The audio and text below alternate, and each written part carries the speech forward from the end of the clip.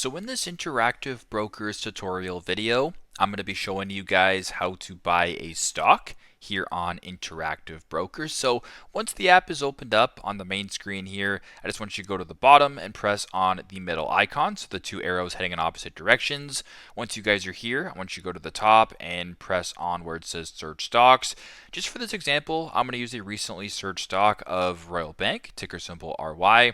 But this, of course, will work for whatever stock you're looking to buy. So I'm just going to go ahead here and select the stock just like this. Now, once you're on this screen, I want you to go to the bottom and press on the blue buy button.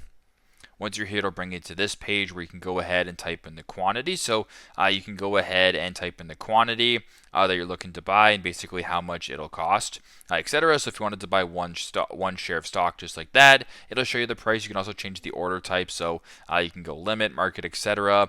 You can change the limits. A bunch of different options right here. But if you basically just want to go to the bottom, you can scroll down to where it says slide to buy. You can go ahead and slide to buy and then proceed with the transaction that way. So very simple, very straightforward. That is how to buy a stock here on Interactive Brokers. Thanks again for watching, and I hope this video helps.